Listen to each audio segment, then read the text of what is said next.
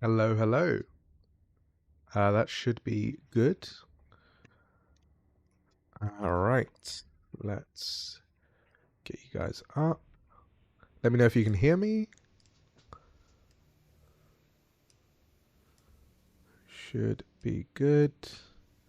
There we go. Right, I can see you. I can hear you. Well, I can read you. All good.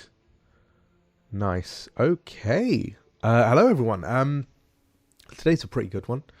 I am just doing some work, and I thought I'd hop on a stream to cover off some stuff with everyone. Yeah. I'm going to test out the audio balancing on this as well. So if you have any issues with the audio, let me know. But we should be good. Nice. Okay, so how's everyone doing?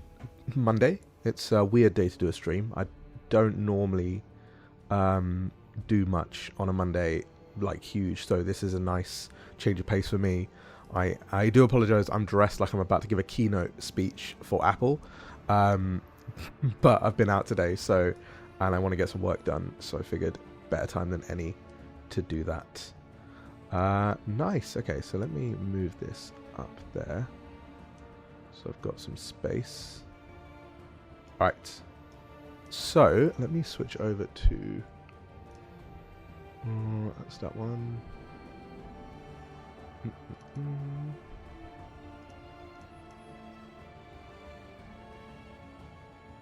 See if we can get this one. Do this one. Nice. Nice. Okay, cool. Right, there we go. Alright, so some stuff I want to do today. I am needing to finish off some bits and bobs of artwork. I mean, really nice stuff there. So, let's see, what have I done? I need to do some text editing, but I don't know if I'm going to do that today, because I've got a lot of stuff I need to cover off later down the line. So let me see if I can grab that first. Okay, yeah. Let me quickly switch over to this, so I can make sure that I don't show anything that I shouldn't show right now. Cool. Okay. Dope. Right, I need to update some imagery and stuff as well today, so you guys can see that part of it. Save image. Kin, half kin, boom. Right, here we go. So the art team have been at work with the kin imagery, so which is going really well. Half kin. No. Yes, there we go. So we've actually got 3 pages of half kin artwork. We've got the sort of like half kin from one of them with the Adafane Featherborn. We've got the Runebark, sort of, what is it called? Ferrovox. I believe it's a Runebark actually. It might be Inferni. Yeah, Inferni Feathervox, because it's got the daggered, the barbed tail, and then the Adafane Featherborn here, which is just gorgeous. Or human Featherborn. I can't. Let's see. What did she say it was?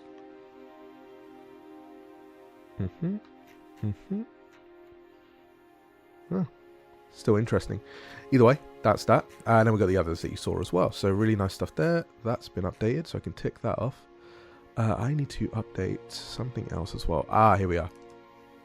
I need to update this section with all of the way that damage spells work. So let's quickly tweak that off. So it's done.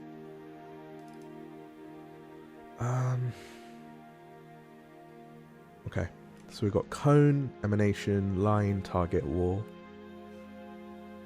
Yeah, let's switch that in so we've got them. Might not like it because affinity is not very fun when it comes to stuff like this. It doesn't like me when I use, yeah, there we go, slow streaming speed. Alright, so that is cone. So we'll just put that there. And then that'll give me something to use as a base. Emanation. Same thing. It's going to take a second, but it should be okay. Or would it be worth me just copy and pasting them in? Probably good idea. Yeah, probably a good idea to swap them in. Sorry, I'm working and I'm just yapping. I'm sorry if I'm not like sort of talking at. This is literally just meant to be me getting some work done today, more than anything. So I do apologize if I'm not as chatty as I normally am. Target, sphere, wall, done. Okay, copy them in. Go into this. Edit that into shapes. Right, copy that over. Okay, nice. Hopefully it copies over correctly. I know that Google Drive does not like it when I try stuff like this, but that's fine. Okay, so that's interesting for the for that. Probably be the same thing to use. Where's spells? Yeah, it's probably worth using them. Yeah, probably worth using them here actually. Get rid of these. Right. So we'll get rid of that. And get rid of this as well. And then we will just have a I'm thinking 6 and then the text as well. So we'll start with cone and then we'll just start working on them. So let's see. I need to edit it so that it's about there. It needs to fit into the space. Perfect. And that should be enough to give me enough space. Cover off that as well. Boom. And give it the exact same distances between. Brilliant.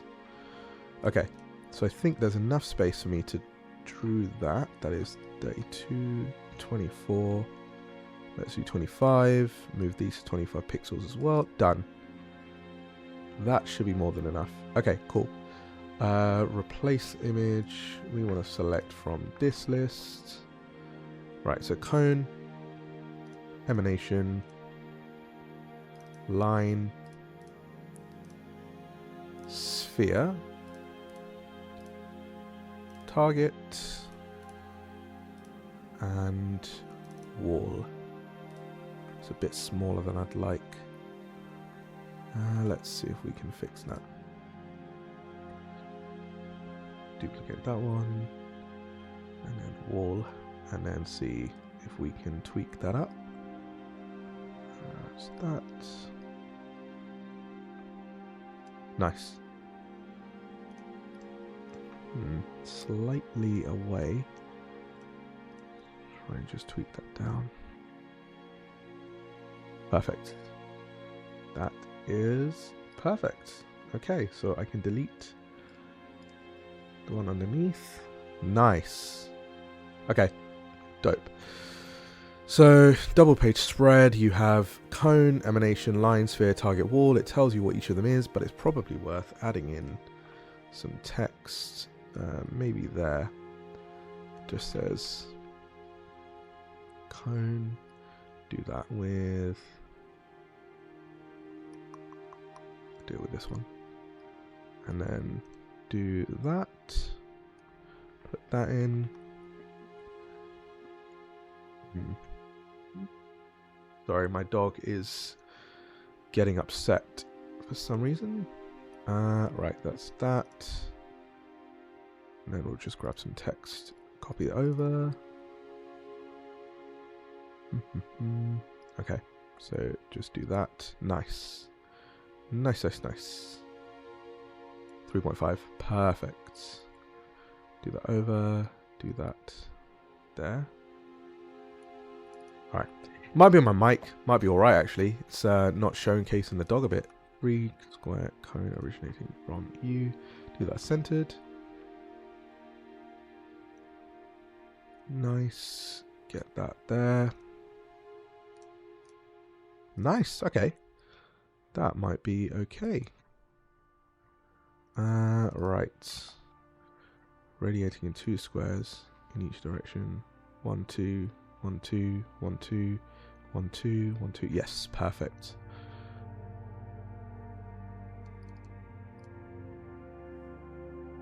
Radiating from you. Don't like that. Try that one. Perfect. Look at that. Just do that. And that is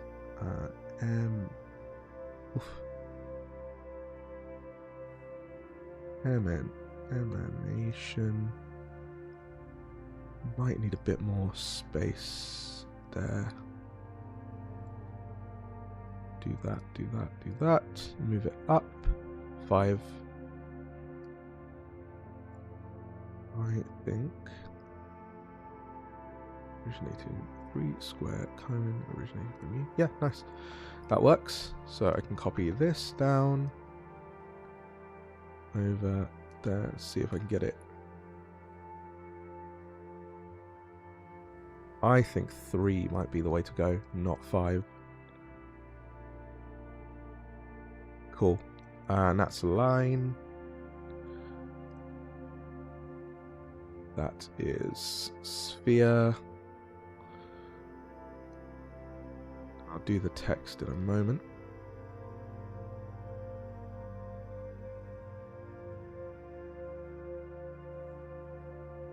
Interesting. Why is it not liking that? 3. Okay, yeah, perfect. Target. And a wall. Now just copy over.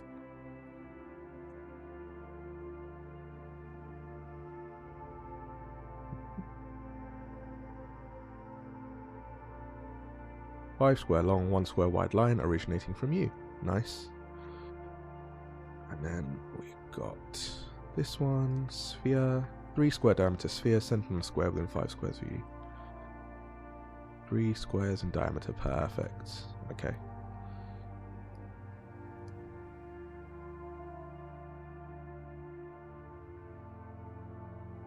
Nice. And then we want back to single target.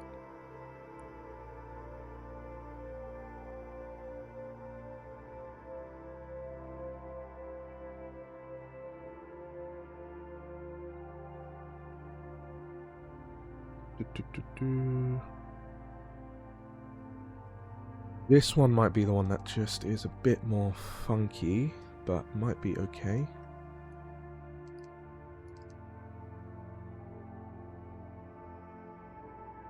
Nice! You know what? I think that is pretty good. I think you open up the book, you're like, oh, okay, I wonder what my spells look like. You've learnt what the techniques look like, you understand how that all works. You then look, okay, this is what the spell technique, spell technique. I don't want to call them examples because they're not examples. They're more like, this is just how they will look. Guidelines. I think that's the way to call them, guidelines. They are guidelines. Spell technique templates, that's it. Templates. Boom. Sorted. Templates. Yes, that's it. That's the one. Brilliant. Okay, that's sorted then, that's good. Right, it's a big part of what I need to do done. Visual aids is also good.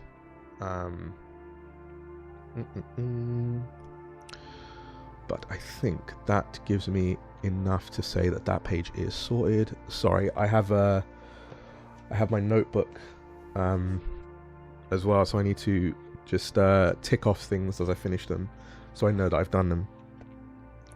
So let me do that quickly.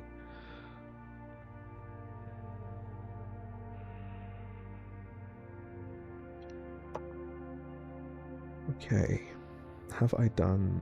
I haven't edited the eras, haven't edited that. Okay, I need to do spell techniques, spell templates, done. Cool. Next up on my list is add the additional sketch page. I've done that. Rework class. Don't know why I've written that. That's fine. Update the demo. Do that later. Stat blocks. Okay. Might do that later. Right. Big news, because people were asking. The visual side of things are also somewhat done for... Not visual, sorry. The... oh god, did I delete the... No, I didn't. Yes, here we go. Right. I can keep that. Delete it. Drop it in here. Oh, no. Oops. Drop it in there. Move that down. Grab some artwork. Let's see. So this one's for aerial combat. So aerial combat rules are done. At least the basic rules. There will be some, I am thinking about this, some advanced rules in the Herald's Guide, but the basic stuff is done, so it's in a really good place now. At least I think so. Did I add that artwork anywhere? No, I did not. Very nice. Which means I can add this artwork in here, slap that in there, pull that down, down, down, and down, make it a bit larger than that, move it over, boom, boom, mask it below, and look at that.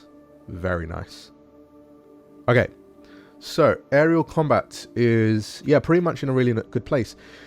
I haven't changed much. I think that it needed to be familiar to the current rules for combat, because otherwise you're learning a new system for basically very little reward when it comes to the actual gameplay of the system. So what I wanted to do is, it does the same thing. You've got shared actions, you've got shared vitality between you and your dragon, you combine your pulls together when you need to make a roll, you have defense slots, you have breath weapons that you can use, but the basic idea is keep it cinematic, keep it sort of like focused on the characters, and then use the battlefield. So biggest thing that changes between ground combat and sky combat is the way that height works. Height is measured when you start combat. You're on a flat plane together. It's what I advise. Every single character is at 0. Going up, going down, you just literally go 1 square minus 1 square. You start calculating the x-axis as if you're all on the same level. Obviously, you can be above and below someone before combat starts. That is up to the Herald to track, however, and for the individual players to track on their characters. I would say that relying on everyone to track everyone, it's not going to be fun for you. We will implement something into Foundry so that when you go into aerial combat, it's a bit more clear how high someone is.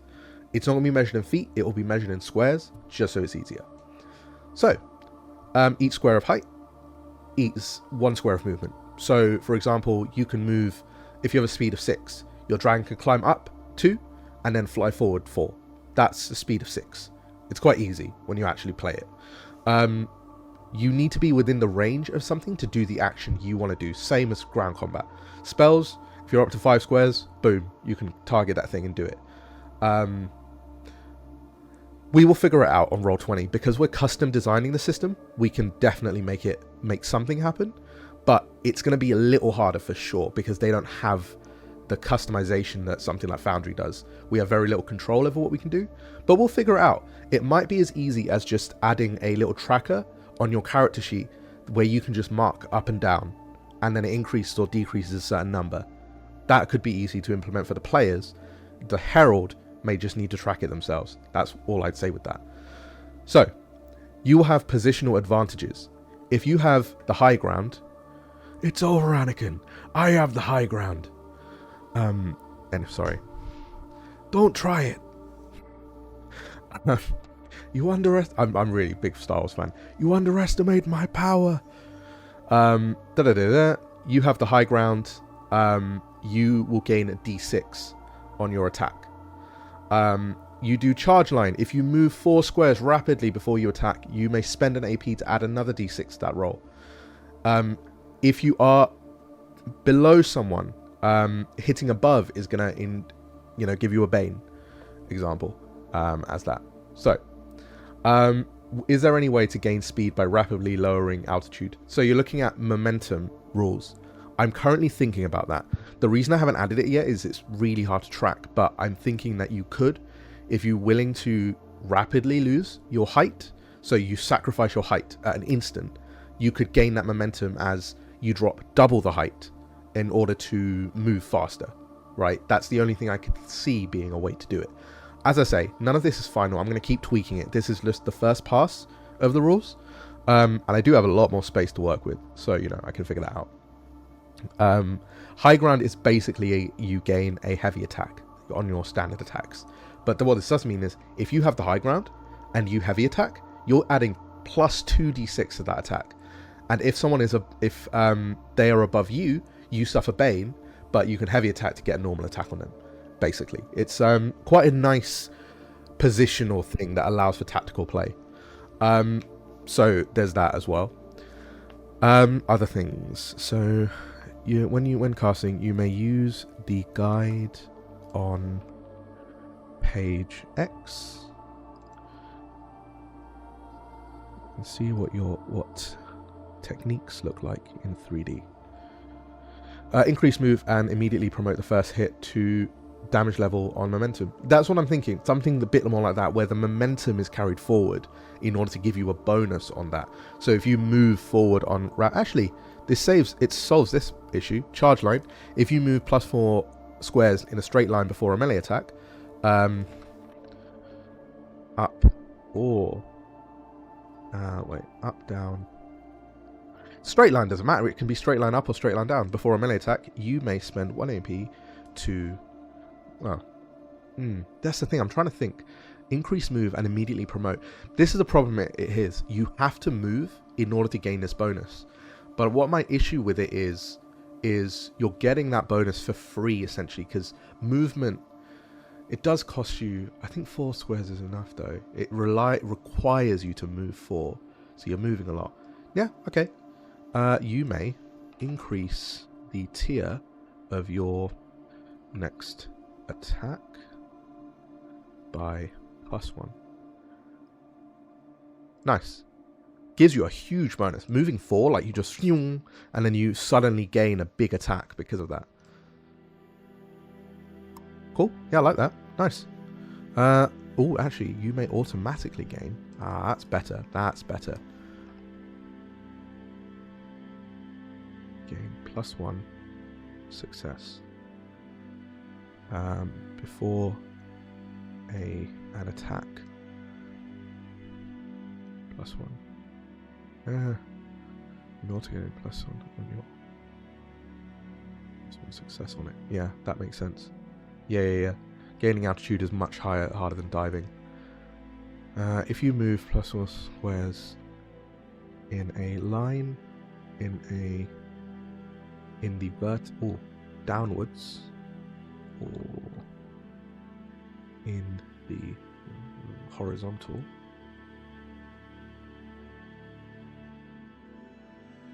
straight downwards, or in the horizontal before a melee attack, you automatically gain +1 success. Right. Yeah, that makes sense. I think there needs to be some rule on movement here. Difficult whether each square of height, each square... you know what, actually, each square of height, each square upwards costs 2 squares of movement. Costs 2 of your movement. If you... I'll come back to this one in a minute. I'm just writing it so I put it from my brain onto paper, but I will tweak it later. Imagine I'm drawing a circle. The circle looks like absolute terrible drawing right now. I will straighten it out later on. Each square upwards costs 2 of your movement. Squares downwards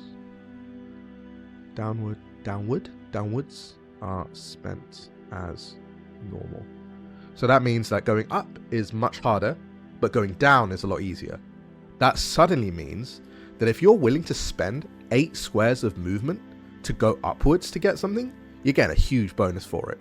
You're getting rewarded for that. So actually this does work quite well. Yeah. Nice, that's nice. Cool. Okay. You may climb 1 height. Oh, yes, yes, yes. Each square you ascend. Ascend costs 1 square. Movement. Descending. Ascending. Squares. Cost. Have no change in cost. Yeah, that's it. Ascend. Each square you ascend costs 2 of your movement. Descending squares have no change in cost. Nice. Dragon with speed of 6 may climb 1 height, spending 2 movement, and fly 4 squares forward. Nice. That is that. Sorted. Okay. Right. If you descend 4 squares straight down, or I don't want to say on the axis. I just want to say like it's, you know, either straight, left or right, up or down. If you descend or charge forward before a melee attack, yeah, because you can't charge forward by looking up. You're essentially charging upwards. So yeah. Yeah. Charge. Descend. What was that?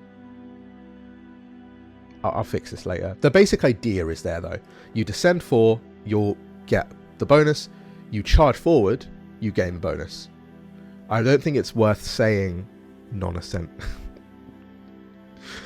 Non-ascent. I think that does sort of capture it all, doesn't it? It's non-ascent, but what I found very, very clear is that people need it written out exactly.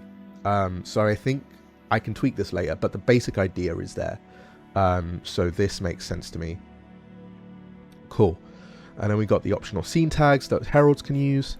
And then here we go. So you have different actions that you can do as a dragon. They're essentially reflecting of the player actions. So you have attack, heavy, quick, breath weapon. This is what I mean. So, you know what? Fuck it. If you, sorry, didn't mean to swear there. If you move 4 squares in a straight line, 4 plus squares in a straight line before a melee attack, you automatically gain +1 success on it. I think that's clear, right? Regardless of which way you go, if you have moved 4 squares, you gain the bonus. Done. Sorted. Okay, so you have different options here as a dragon. You can, I don't think that should cost a BP. That is fine. You have attack, heavy attack, quick attack, breath weapon, dive attack, barrel roll. Intercept should not cost a BP either. That's not special interruption. You then have stuff like intercept, roar, barrel roll, move. These are the different actions that you get as a dragon. So yeah, actually, intercept and barrel roll should not be there because they are not new actions. But to be fair, I need to do move that step. Yeah. Nice. Okay. Delete those. Get that up there. And then here is your aerial maneuver list. Ah, this is nice because then I can just do this. And then they fill up a much better space on the page. Move them in a bit. Move that one in a bit. Get that centered. Nice. Okay. So you don't have exploits. What you have are aerial maneuvers. So you have flyby strike, raking breath, barrel roll, intercept. These are all actions that you can take. I am considering, I will not promise this because I haven't decided, a list of potential maneuvers that you can choose from to build out your dragon in a different way. So you know how at certain levels you get martial exploits or spells? a list of actions that a dragon can take. The problem with that is it's suddenly another list you have to pick from. I don't want to bloat this game too much up with stuff like this, but I'm going to think about it, because I would love to give dragons really cool maneuvers. So it's like, my dragon is the only one that can do this thing. And it's like generic enough that it makes sense, but still tight enough that you will have a unique dragon built at the end of it. So bear with me with that. I will think about this until I decide whether or not I'm going to do it. So yeah. Cool. That's that.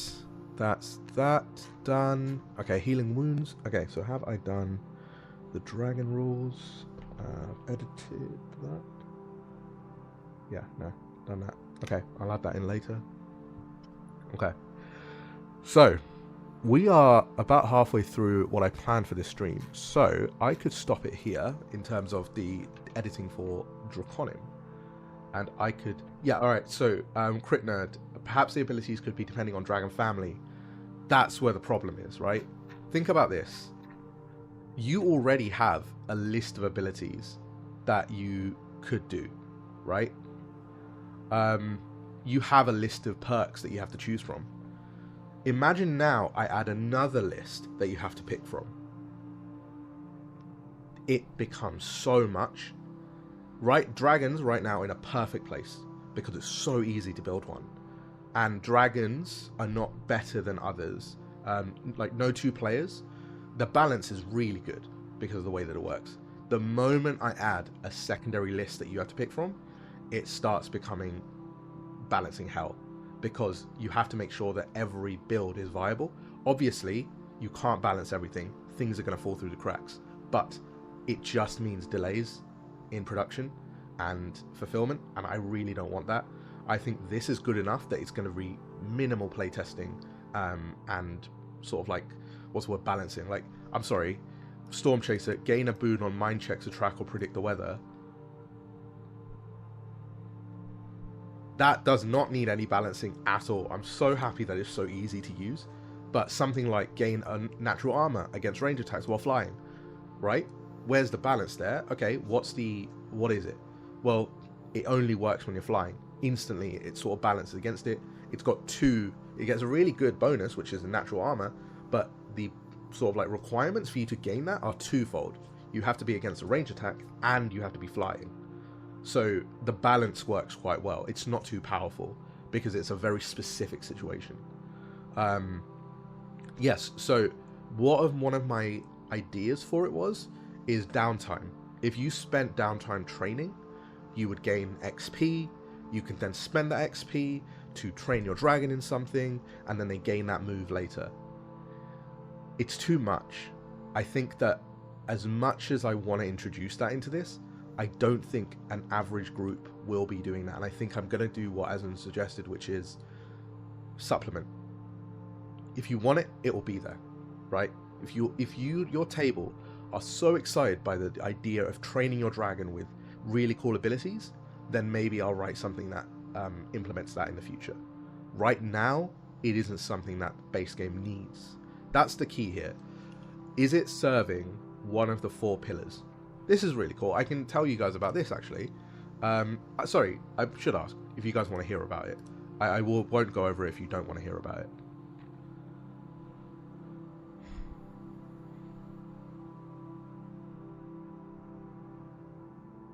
Yeah, I think narratively it could definitely work. But the problem you have is, again, balance, right? This is not, and I want to reiterate this because a lot of people have asked me this, this is not a PBTA or Powered by the Apocalypse narrative game in the same way that other games are narrative. I would love to say you can just make what you want.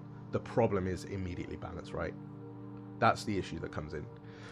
Okay, perfect. So, one of the things I've been working on is the Draconim Creator's Guide, which is essentially a book from me to you, essentially guiding you on how to write content for Draconim. Are you writing a supplement? Are you writing some, homebrew product? Do you want to sell the game to someone that you want to create for Draconim? Do you want to sell your creation for Draconim to the public? Well, here's a guide on how you can do that. Here's some guidance from me on how to create something. Basically, it's a like a me to you type thing. Oh, that should say career. So let me just do that. Career, background. We'll do anything that has match case, and we'll do that. Careers, nice. Right, so 4 pillars. This game has 4 pillars: heroic, narrative, dragon bonding, and fantasy. They are the 4 things that I look for when defining this game. Everything I design, everything I write, needs to serve one of these 4 pillars in an interesting way. So, I will go through these pillars because I think it's really important to understand my ideas behind it. So, I'm just going to read this exactly as it is, but yeah. Heroic. For me, this pillar was not about the idea of players being good. Far from it. We have all seen or even taken part in stories where they are morally grey. Take The Punisher or Kratos from God of War as examples. But in this context of their own stories, they are the heroes. They are the protagonists that face the forces that rally against them.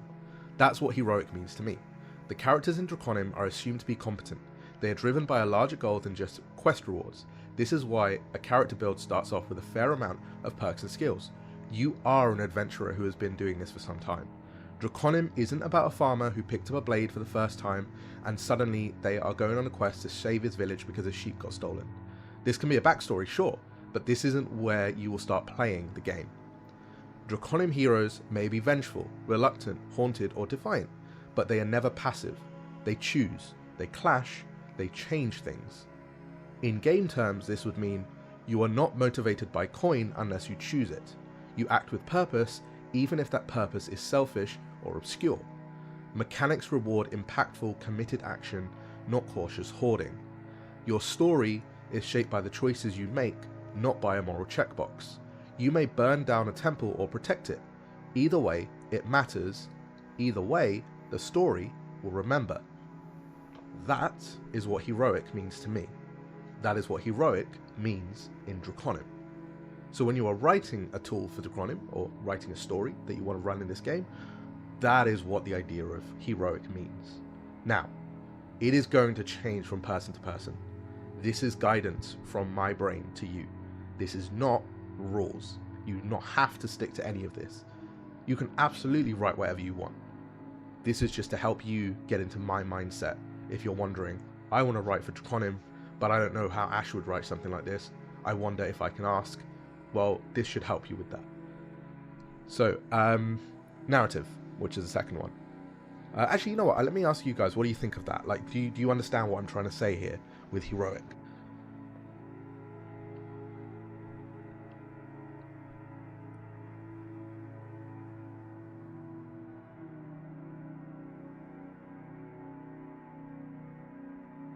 Yes. Punishing me with my own words. Yes.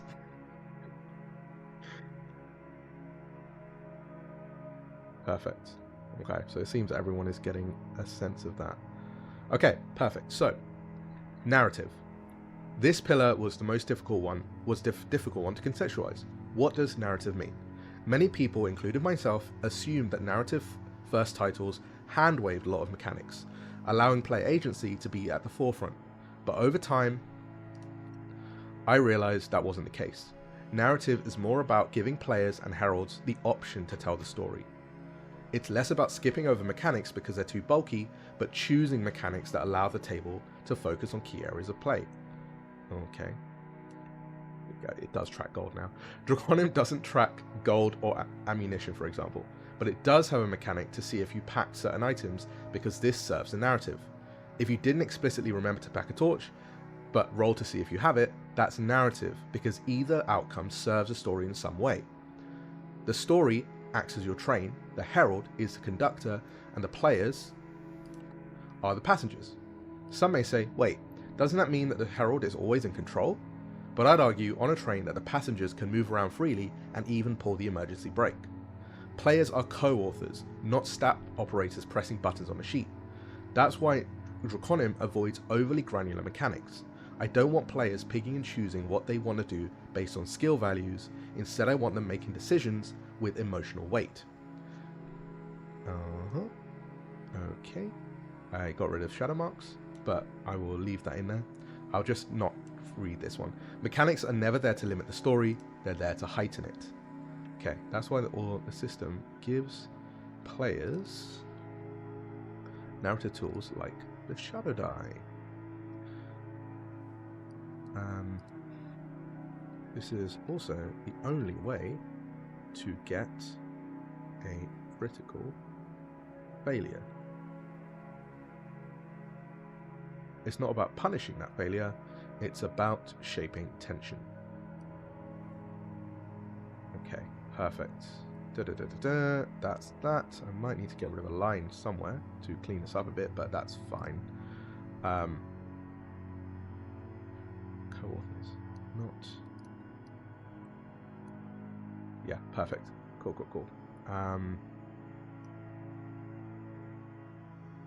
Get rid of that. Alright. Then we have dragon bonding. This was the easiest pillar of the four for me to define, but it did take the longest to conceptualize. Dragons exist. They are important to the world and to the story, but I didn't want them to be another thing for players to track and manage.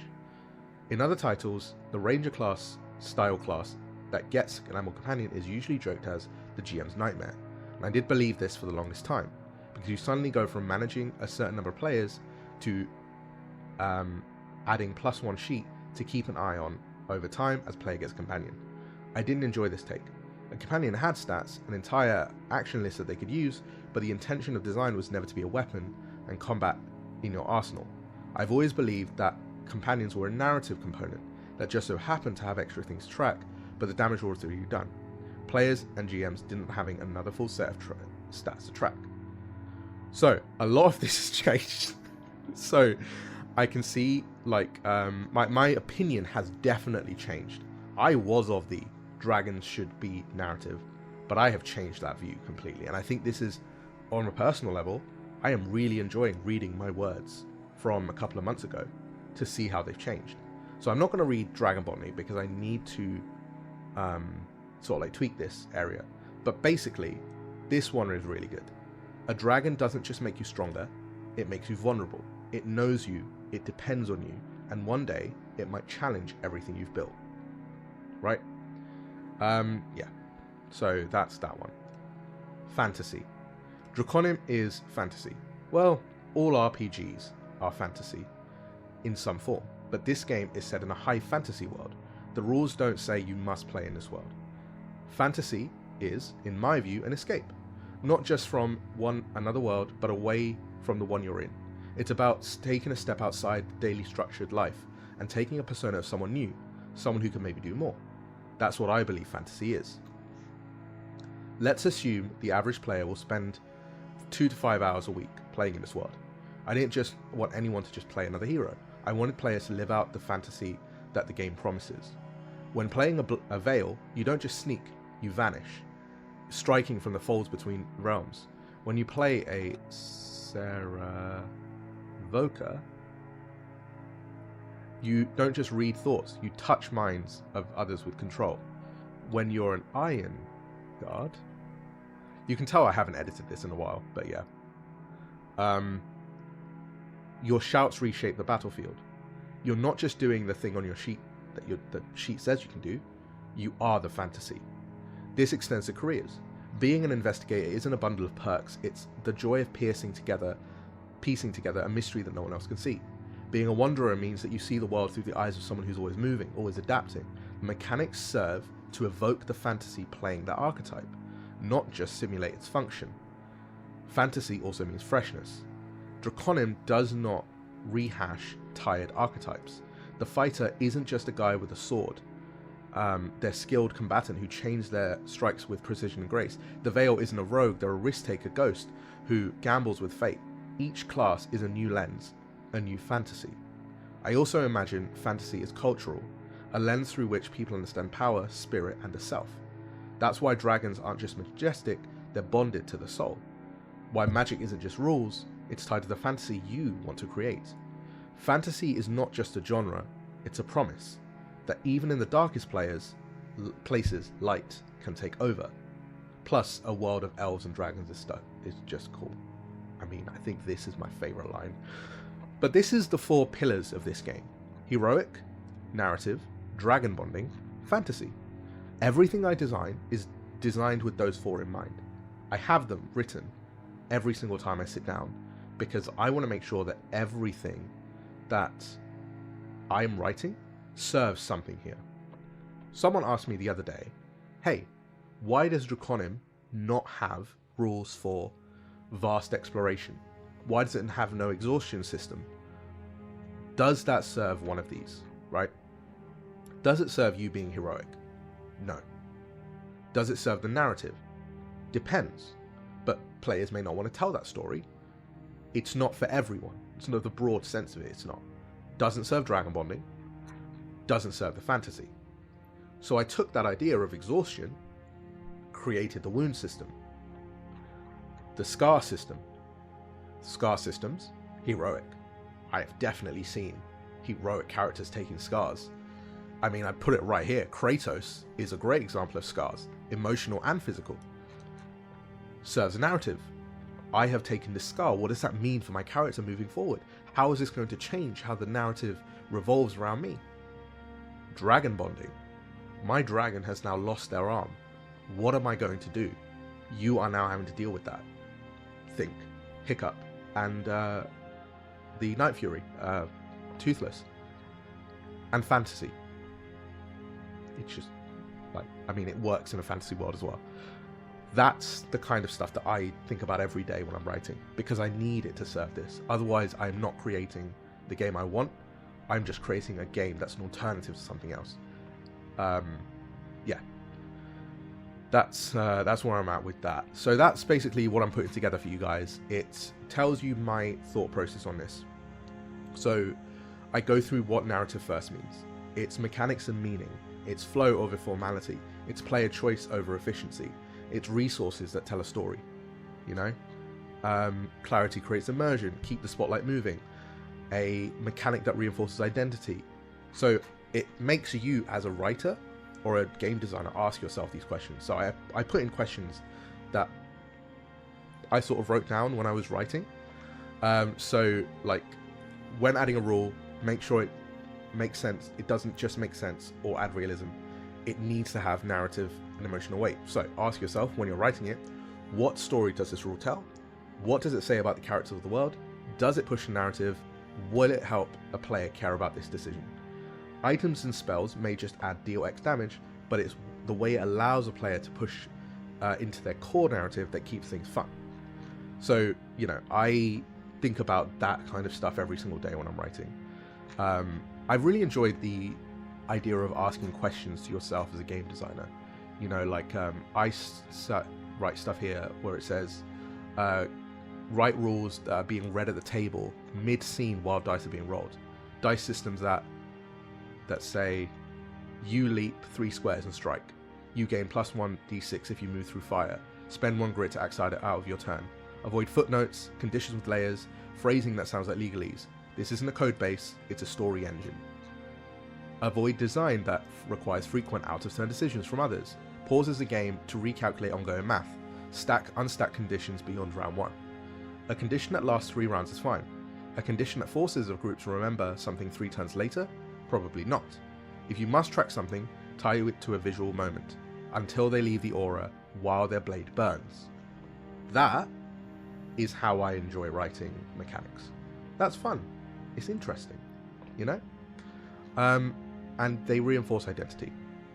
What does this ability say about the character's values or story?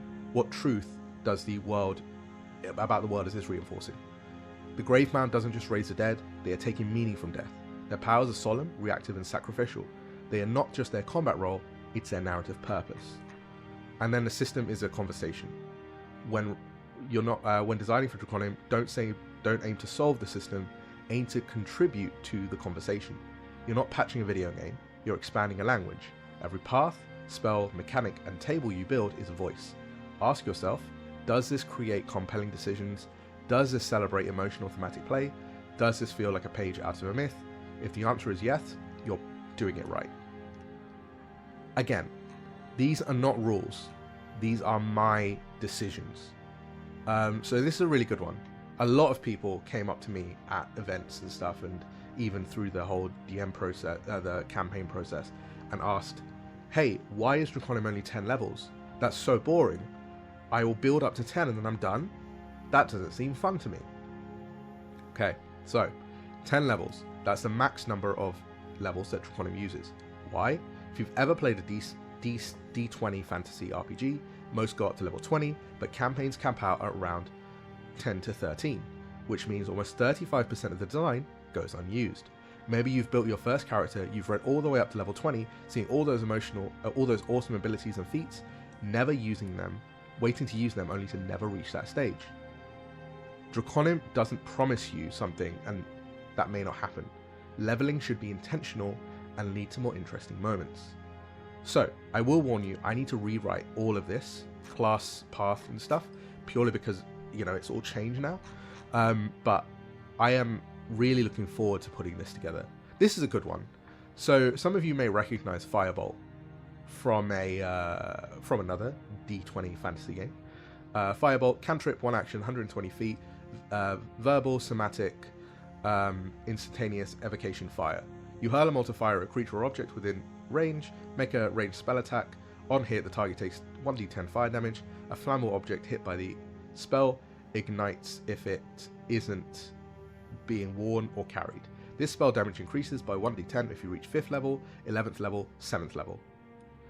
I took that and then condensed it down to this, but I need to change that. Inflict 1 wound and burning 1. Mana cost is 3, actions is 2. Done. That is what a spell looks like in Draconim. Action cost is also gone.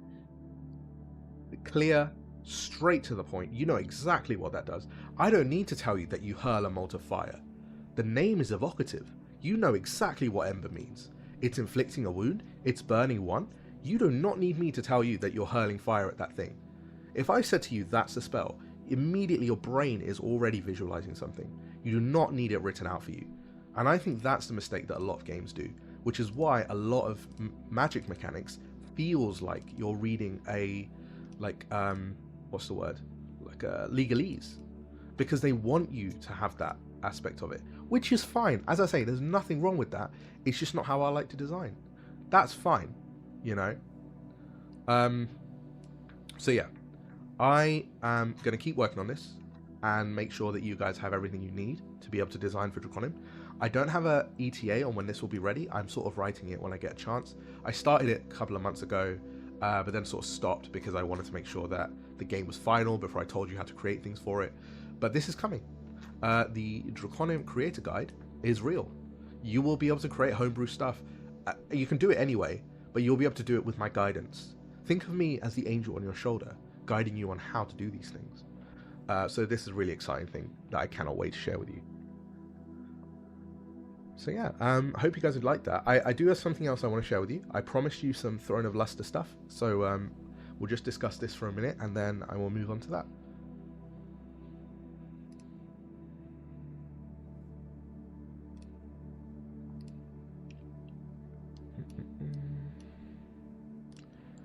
It'll be free. It'll be absolutely free. I'm not going to make anyone pay for this. This is a guide from me to you. You want to create stuff for Draconim? You've already done the big part, which is buy the game. You can now create stuff for it and make money. And we will... I can't promise what my plans are for that yet, because I'm still working on it, but I want to support creators who are going to create for Draconim as best as I can. I don't know what that's going to look like, but I can promise I will do everything that I can to help. On a personal level. In terms of from the company's perspective, I just need to make sure I'm not over-promising and we get like 50,000 people submitting content and we're like, oh, well, we can't support everyone. I wouldn't want to do that. I will do what I can to help, you know, because we know that people want to create stuff for this game and we want you to. I want you to. I want people making stuff that is going to help me become a better game designer, because there are better people than me designing out there and I want to see what they can create for this game. So yeah, no, it's not going to be an add-on. It'll be absolutely free. It's just going to be up on the website for you to download, along with little logos that say Forged in Draconim, or I don't know, whatever I come up with for the term. But yeah.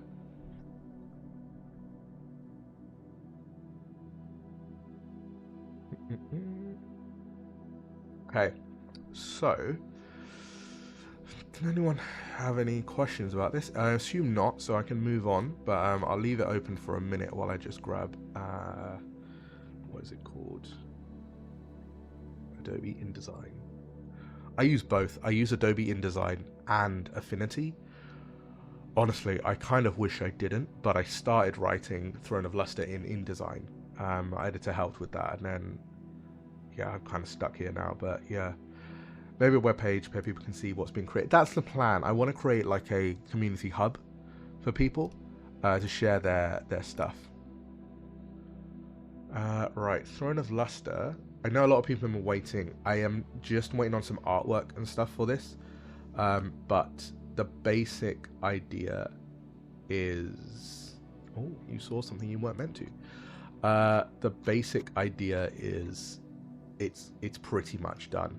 I have edited what I need to. I have added in the we've got the art complete that needs to be completed. The ebook, this is the ebook, not the print version. I'm still tweaking that to make sure it's ready for print, but the ebook version is officially going to be 704 pages. Jesus Christ. I never said that out loud. 704 pages. Big book. It's a big old book. I believe it is something like 40 odd chapters, I think. Let me just double check here. 38. Actually, no, 38 plus an epilogue, prologue, and prelude. That's 41 chapters. The book is 41 chapters, 704 pages. God knows how many words that is. I haven't double checked it. Let's see. Overprint structure. No, I don't have it. That's fine. That's fine. It's a lot. Yeah. So yeah, it's looking good. I wanted to just share that with you guys. It is getting there. It's almost done with its final bits. I'm literally waiting for a piece of artwork, and then that's it. We've got two more. The one piece is being finished this week. The other piece is work in progress. Once those are done, we are done, and I can officially give you the final version of this book, which is going to be really cool. Sorry, I'm just looking for something so I can show you that, actually, because I've started importing things to see how they work. Right, there you go. So, oh, that doesn't like it. There you go. Throne of Luster right there. Yeah. Huh. That's a bit weird. What's that? Oathfire by A.R. Swain. I wonder what that is. Interesting. I wonder what this is. Not sure.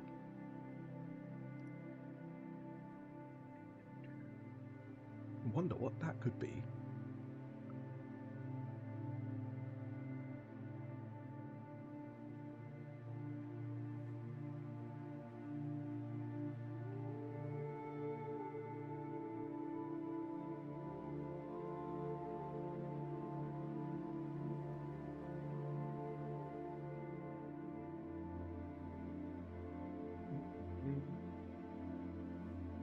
Wonder what Oathfire is.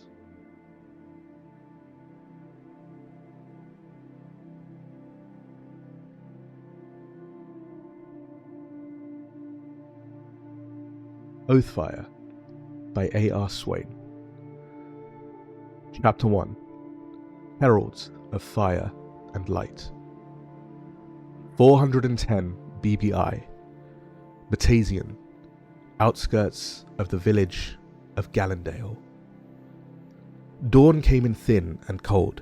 The frost sat on the ridge like salt. Below it, a crooked road towards the cluster of tuft walls and the rough palisade. Men in stolen sashes held a place. A handful of shepherd huts smoked along the slope. Their goats were pen tight The wind carried the stink of fear. Solon Dawnmark rode on the air on Varkesh's back and watched it all.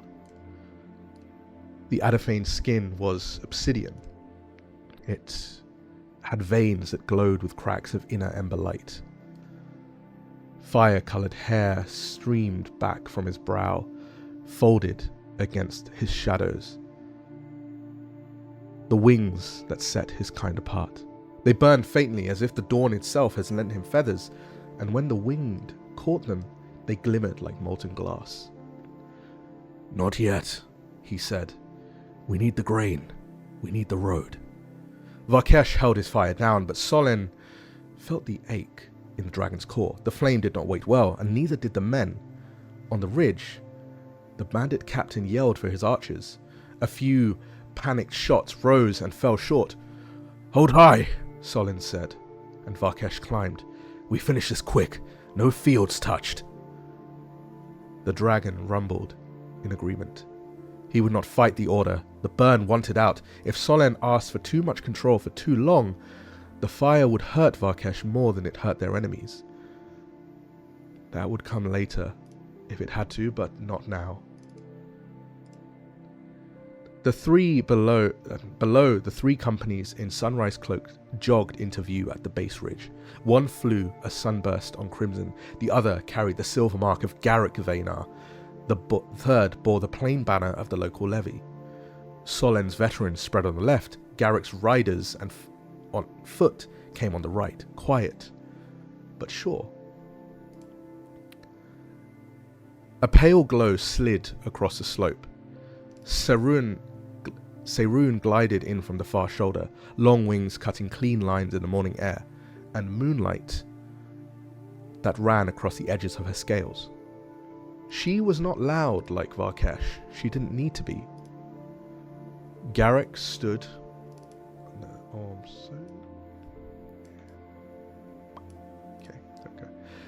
Garrick stood on the shoulder ridge with his hands sunk into the strap. His fur was grey as the frost at the muzzle, ears tall and wolfish, eyes that carried the pale gleam of Saroon's light. His frame was thick, with soldier's weight. His Oathkeeper cloak was that of a deep green snapping in the wind. His breath came steady, lupine, and calm, a rhythm his men knew to follow. He lifted his other hand, saluted Solon. "About time," Solon called across the distance. "Your timing is always worse," Garrett called back. "You were born early, but you have to stop arriving this way." They both laughed. The men below did not. They had seen two dragons in the same sky and understood what that meant. Some dropped spears, others dug heels and made themselves brave. Solon leaned forward. "Begin." Varkesh folded and dropped. The fall took Solon's breath and gave it back hot. At the brink, Varkesh flared his wings and skimmed the tuft. Solon stepped forward from the saddle while they slid, boots hitting the frozen grass at a run. His own wings snapped out of balance, ember trailing off the edges. He drew his blade, tracing the first rune across the flat of it. Heat climbed through the steel into his arm. The glyph set in a lock into place. He hit the trench, went over without breaking stride. Two men lunged with fears. He cut the first haft and shoulder with one smooth draw. He beat the second man's spear aside with his guard and stamped, then wrapped the man's helm with the pommel and set him down. The rune across the blade glowed dull red, its heat bleeding into the cracks of his Adaphane skin. "Left hook," he called. "Wrap them before they wrap us." From the right flank, Garrick's voice carried steady and close. "Shields high! Watch the gaps! No one panics!" Saroon's light flowed over the crowd trenches. It did not blind, it sharpened sight. The archers saw more than they wanted to see. Their hands shook, and a few took steps back. Varkesh roared once. The ridge answered. The sound hit the bandits harder than heat. The captain raised a stolen shield and tried to rally. Solon broke the edge of the shield with a sharp cut and put the man to one knee. "Yield," Solon said, "or you die for whoever sold you that sash." The captain looked past Solon at Varkesh. The dragon's throat glowed with the banked fire. The man threw his shield down. Others followed, a dozen did not. Solen moved again, fast and clean, no wasted strength. The second rune on his blade flared when he drew a short guard to deflect a heavy axe. His wings flared behind him, catching the frostlight, and the bandit faltered at the sight. The third rune sat quiet, waiting. He would save it for the last push. An old lesson rode beside him. A good blade is not a door you kick in. It is a key that you turn. The bandits rushed the gap. Garrick stepped in, no shout, feet set, cloak heavy, sword up. Seroon's light washed the ground, silver and steady. The oath thrummed. Solen felt it in his chest. The first blade skated off Garrick's guard. He cut under the ribs and turned. The second man saw it, froze, dropped steel. The third hit Sunrise cloaks on the slope and vanished under a shield. "Clear," Garrick said. "Right is done," Solen answered. "Left is mine." He vaulted with a low wall, slid on the frost. He took a high cut on his mail as he recovered. The edge thudded and skittered off. He answered with a short, mean stroke that opened the man's sleeve and sent his sword spinning to the turf. Another came from behind. Varkesh's tail swept and knocked that one flat. The dragon rumbled at Solen. "I said no fields," Solen told him. The rumble turned to a huff that might have been a laugh. It might have also been impatience. The fire rode high in Varkesh's core now. Holding it down felt like holding a door against a storm. "Give them a wall," Solen said. "Just heat." Varkesh spun and let a line of flame lick the empty strip of turf beyond the trench. The fire died as quickly as it came, air bent with heat. No grass caught. The men behind the line found the courage to step forward, vanish. They backed into the trench instead. No one wanted to test that wall. Minutes stretched. Blades answered blade. Men groaned and shouted. Dirt scraped the frozen dirt. Boots scraped the frozen dirt. Solen's arm burned where the runes ate his strength. The glow in his veins pulsed brighter with each cut. Not too much. He shifted his stance to save his knees on the slope, and when the last pocket broke, surviving bandits threw down their clubs and blades and raised empty hands. "Stand down," Garrick called. "No one touches the prisoners. Get them water." Solen lifted his sword, the sunlight across the edge, now running. The men in Sunrise cloaks who were still fighting lowered their weapons. The few bandits quit the ridge, stumbling into a line of spears, and at the bottom of the ridge, they stumbled to their knees. Solen stopped, his breath calm. He rolled one shoulder, mail creaked. In the bond, Varkesh's hot circles under his skin. The dragon wanted to let loose.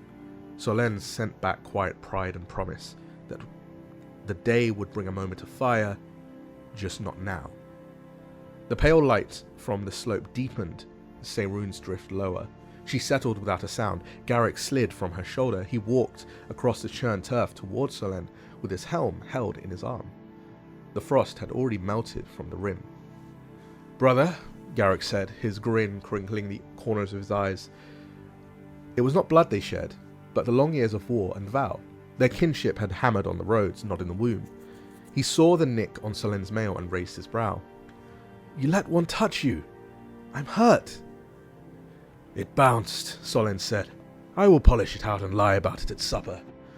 "The truth will be better," Garrick said. I saw you cut that shield like you were opening a loaf." "Hungry work," Solen said, and clapped Garrick's forearm. They pulled in close and hit shoulders. The sound had weight. Varkesh lowered his head and blew warm air over both of them. Seroon lifted her chin and watched them with calm eyes. Garrick tipped his head towards the far slope. "Grain store is tucked and break in that rock. If we put a spark there by accident, 3 villages go hungry." "We're not burning a twig," Solen said. "Varkesh gave them a scare line, nothing more. He hates me, but we need the food." Varkesh snorted as to argue. Seroon's breath drifted in a faint silver mist. She flicked her tail once. The gesture made a child squeal behind a goat. Garrick nodded. "Thank you," and his voice went softer and warm again. "We should get the old folk out of the huts. They've been looking at the sky ever since we came over the ridge. Let them see more than fire." "Already sent Kellen's squad. They will pull up water and use a big pot. The stew is quicker than hope. Good, Garrick said. He looked up at the ridge, the road beyond. This is the right hill. It looks both ways and tells the truth about both, but there's more work past it. The council? At noon. The Duke will bring every smooth word he owns. The priests will bring thicker ones. We need one plan as we walk out.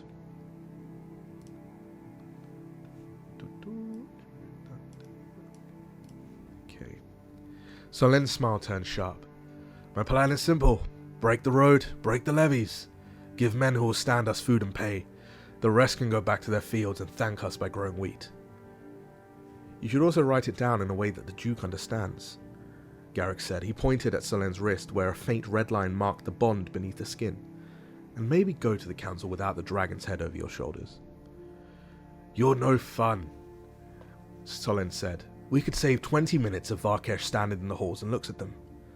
We could lose the next town, Garrick said, still smiling. Besides, Sarun doesn't like roofs.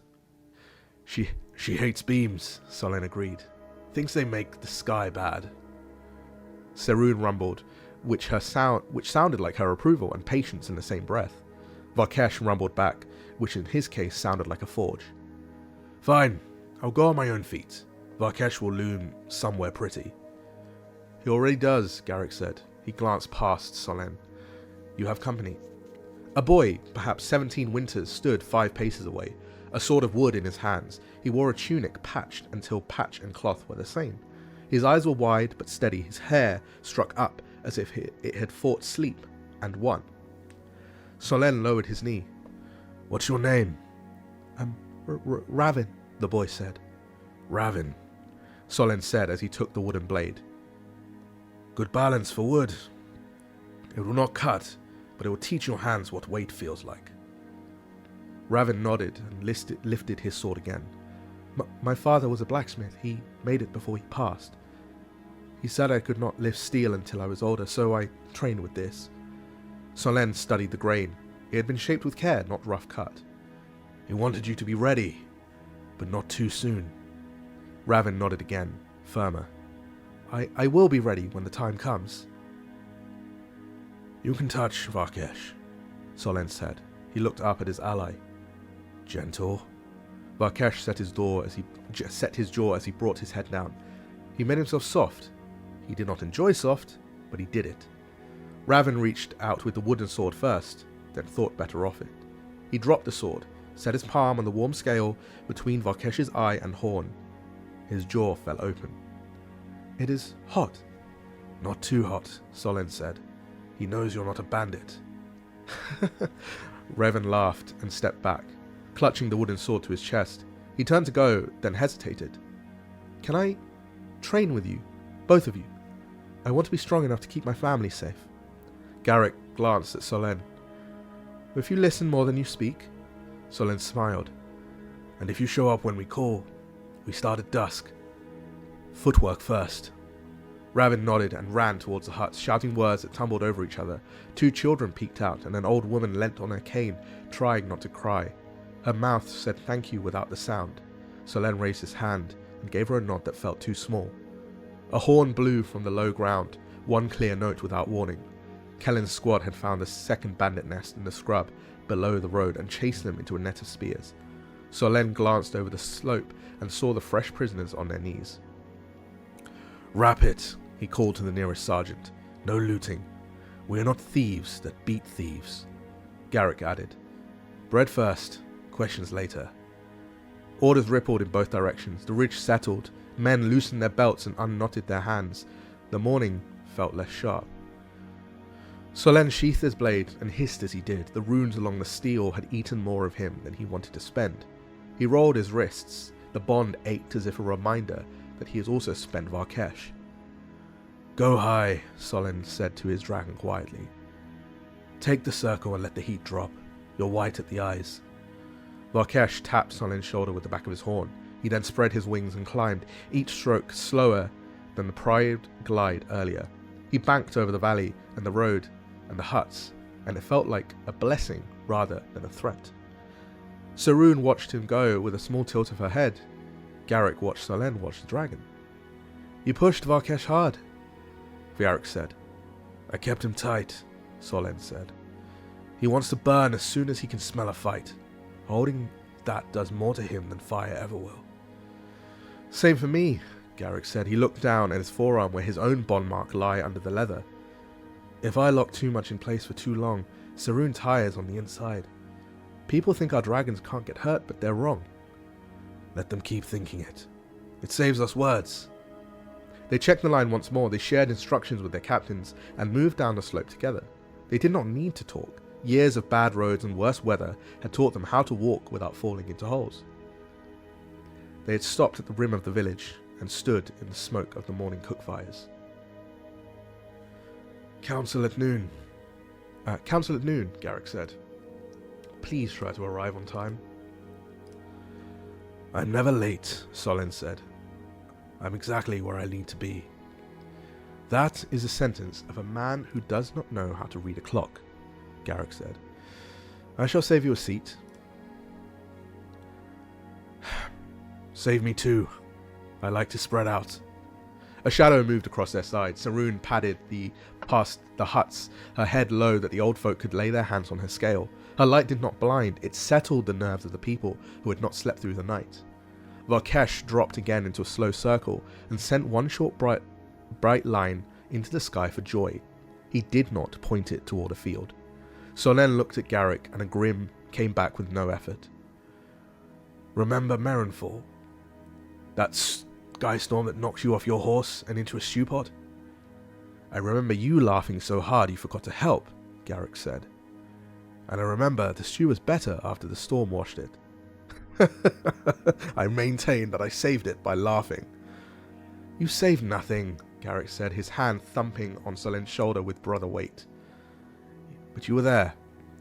That was enough.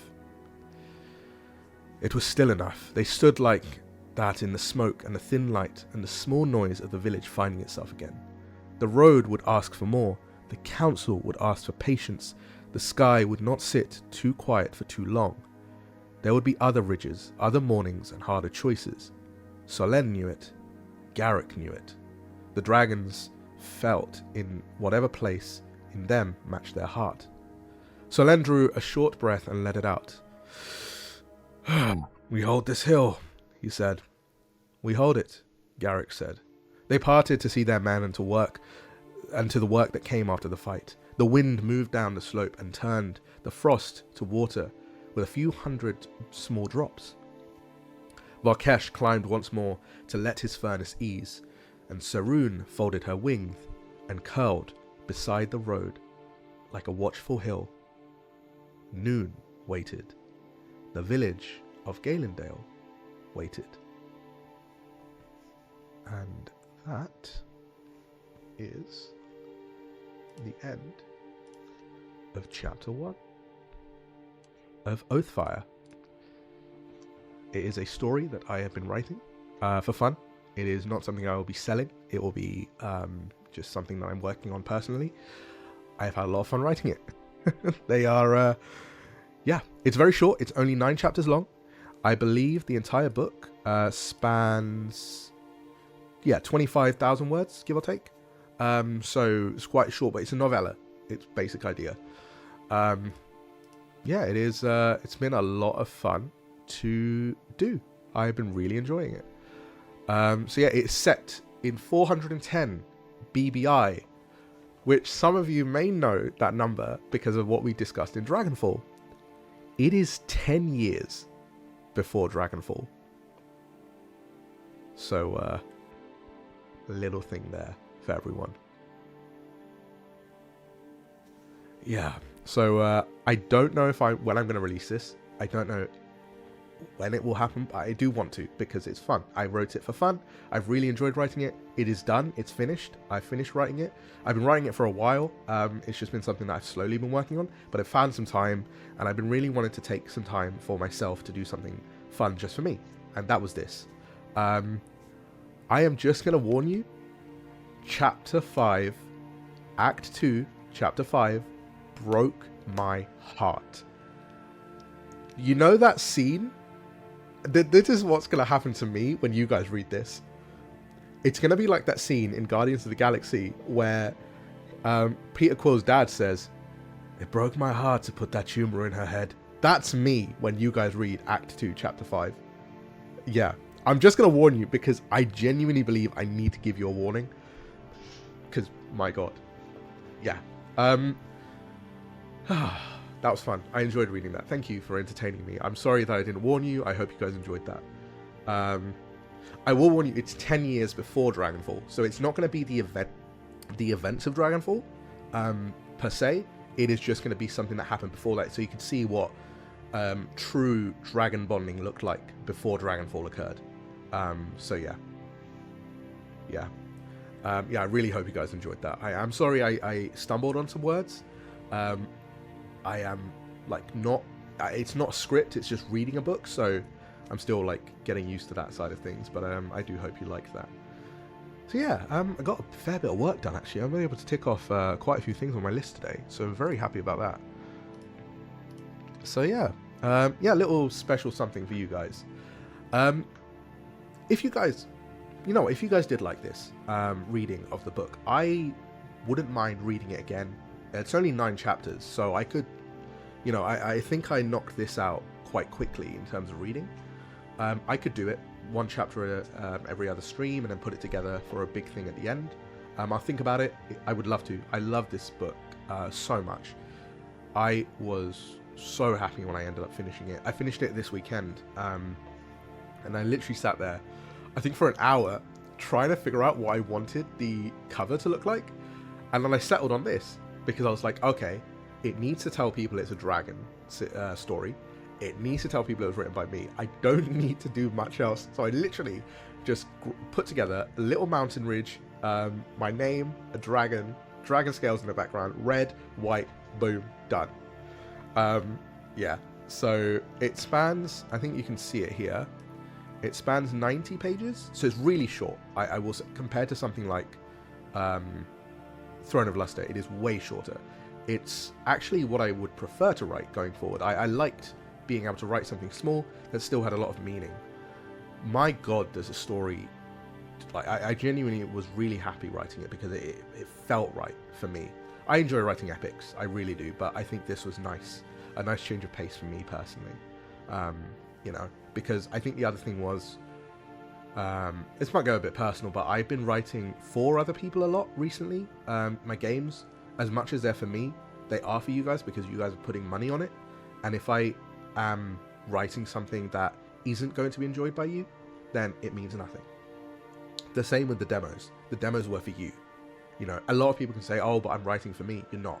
Because the moment you start doing something for money or for anything else, the care behind it starts being lost. I think I can show you something that really...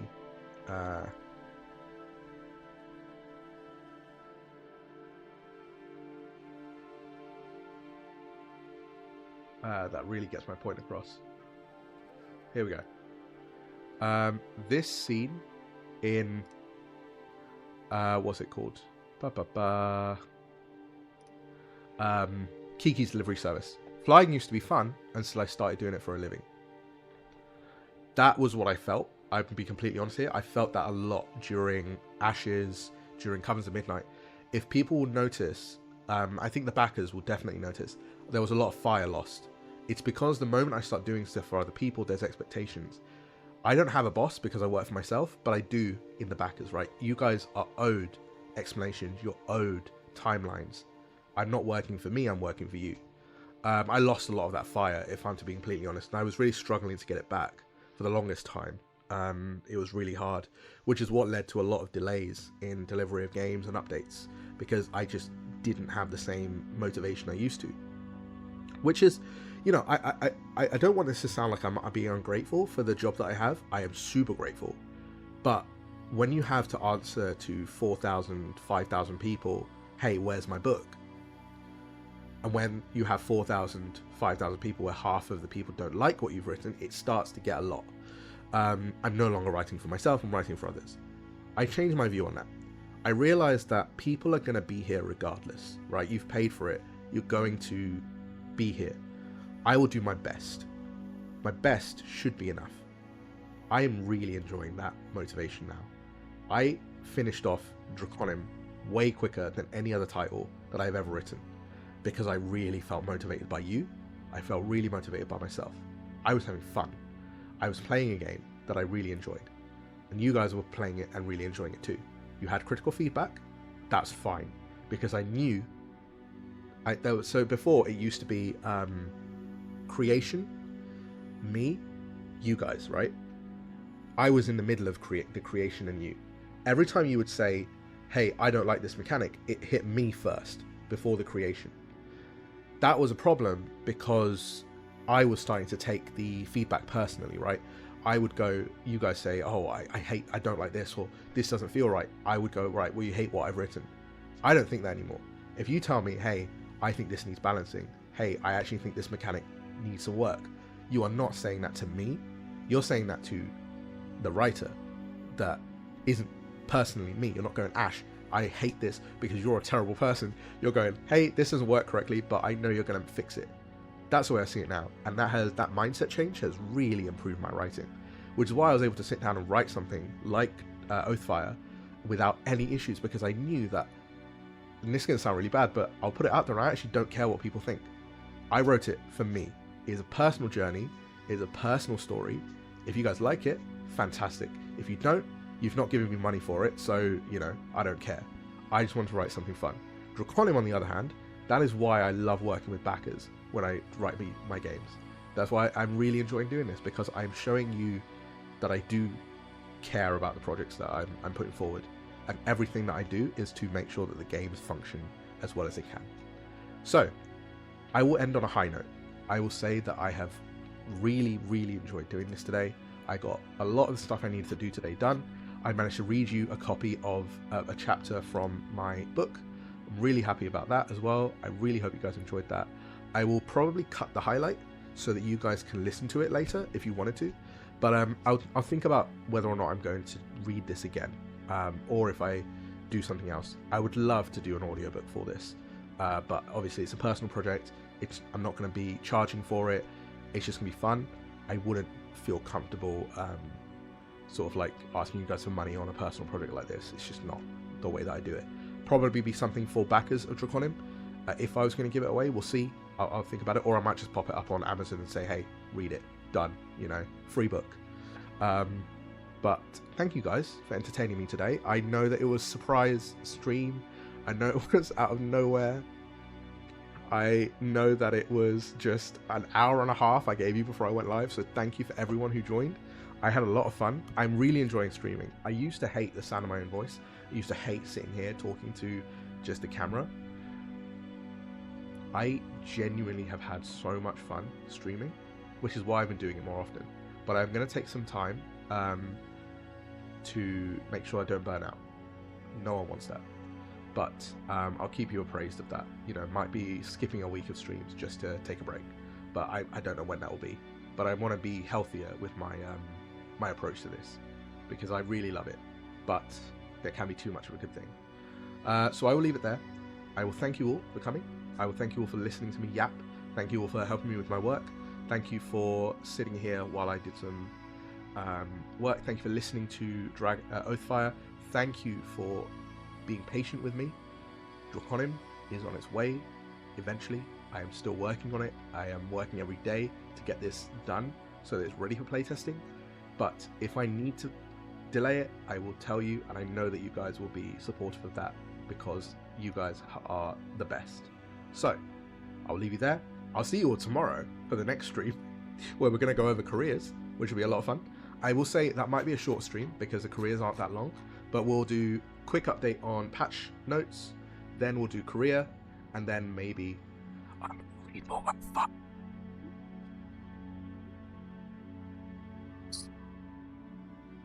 Can't hear me. Fire. We'll see. There you go. Sorry, but yeah, just made it. See you later. Oh no, White Fox, I'm so sorry, but you'll watch the VOD. It's all fine. You'll watch the VOD. There was something really cool. So yeah. With that said, thank you everyone, and I hope you all have an amazing night, evening, day, whatever time zone you're in. Thank you. Take care, and I will see you all tomorrow. And I'll see you in the Discord. Bye.